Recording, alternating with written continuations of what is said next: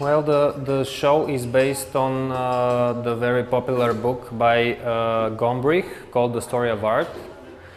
And what I did, I've never had proper academical education on the history of art.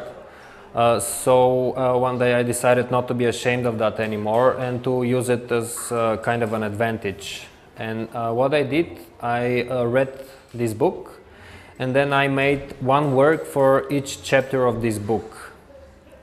So what you have are 28 individual works for every chapter of the book, and they're in some way related to the topic of the individual chapter. Like, for example, the first chapter is about the prehistoric art of the primitive peoples, and here I'm painting a replica of a bison from the Altamira cave. In one cave in Bulgaria. Then moving on, you have the Egyptian art, like this is one Anubis, and in the lower corner you can read I Don't Like Change, which is based on the Egyptian art which remained unchanged for thousands of years.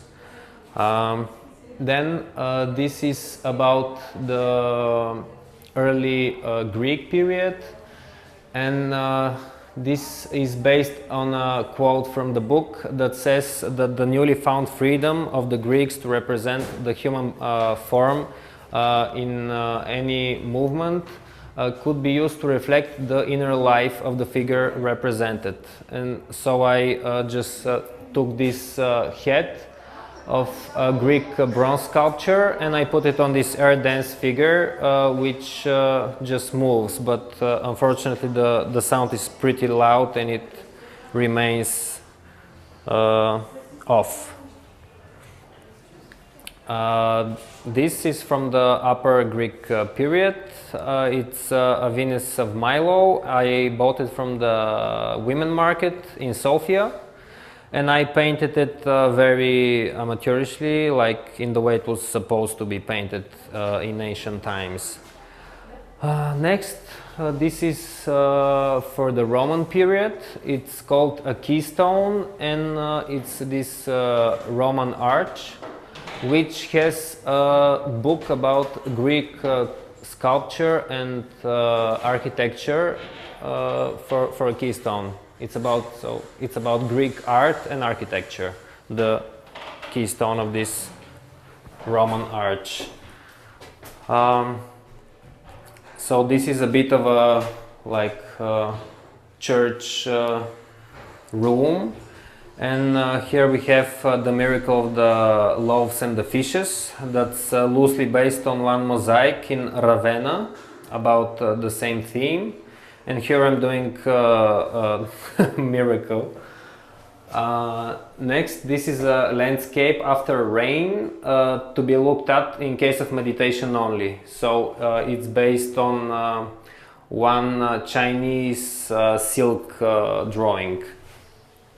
And here these are some church motifs, like you have Saint Luke and then Saint Gerion. Next. Here this is based on a fresco by Giotto, The Morning of Christ, and here I'm dressed as the 10 morning angels in the fresco. And this is a studies of a monkey by Antonio Pisanello. So I focused myself on the monkeys behind. Next, here.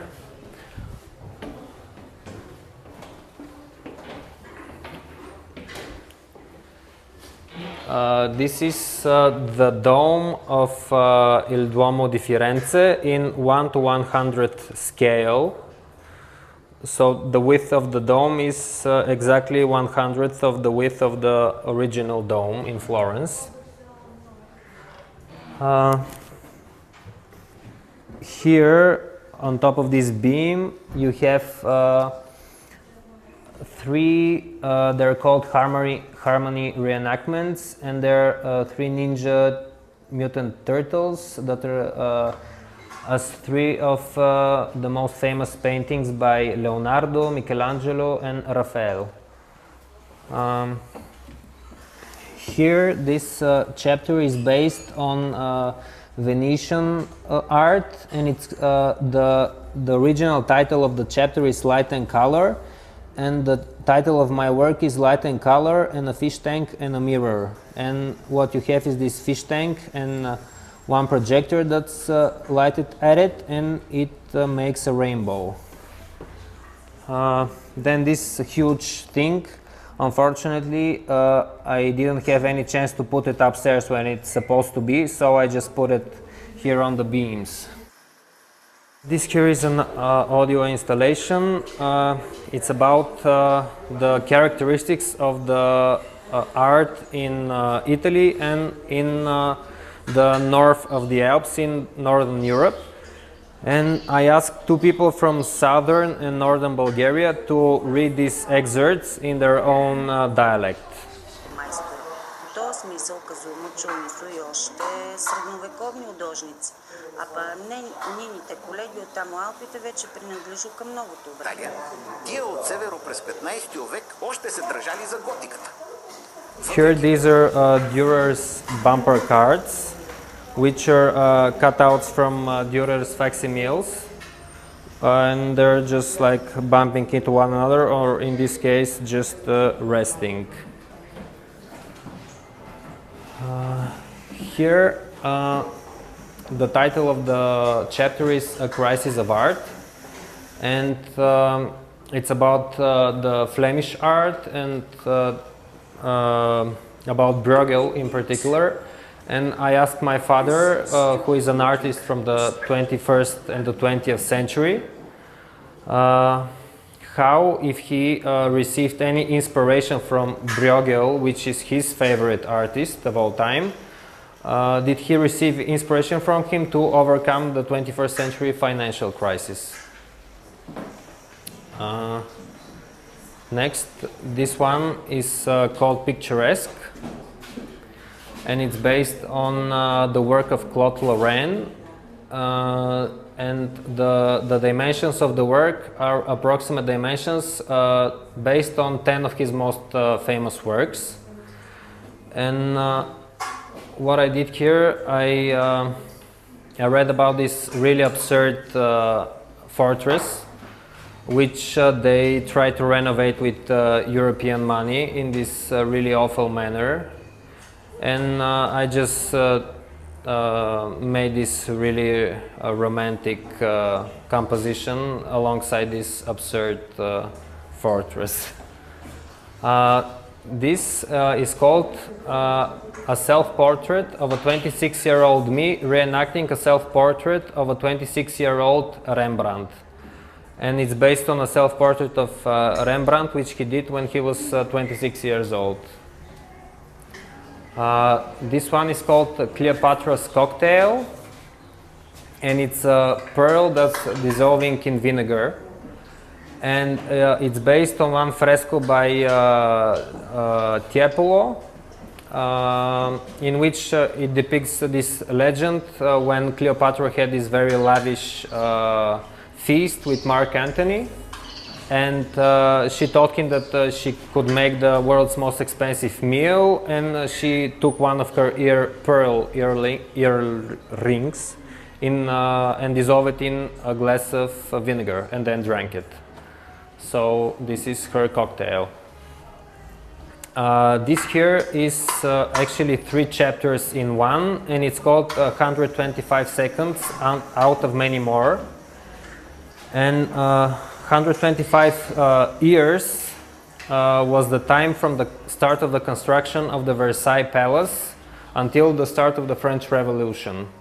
So what I'm doing here, I'm dressed as a peasant and I'm doing field work for roughly 125 seconds.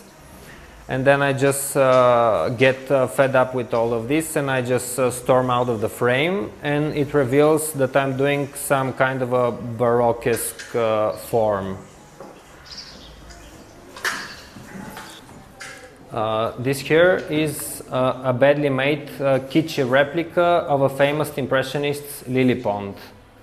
And it's based on a painting by Claude Monet, Nymphaeus. Here is where it's supposed to be the huge dot. That's it's called Seurat's dot, and it's made up of hundreds and thousands of little dots that are taken from paintings by Seurat. And this here is called an eclectic drawing. And here I amateurishly blend the four most distinct art movements of the first half of the 20th century, like Expressionism, Cubism, Primitivism, and Surrealism. And then we come to the last chapter, which Gombrich wrote in the 80s. Originally the book was published in the 50s, so he wrote the last chapter in the 80s.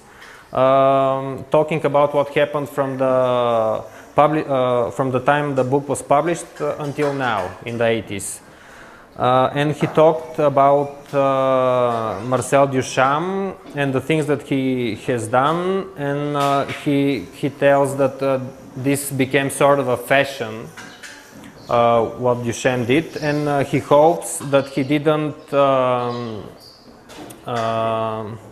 didn't help develop this fashion when he opened his book with the words that there is no such thing as art with a capital letter. So this is called a concise end in a Sariev fashion, when Sariev is the nickname of Marcel Duchamp, and it's basically the whole exhibition in a slightly bigger version of the book. So basically this is a concise tour of the exhibition.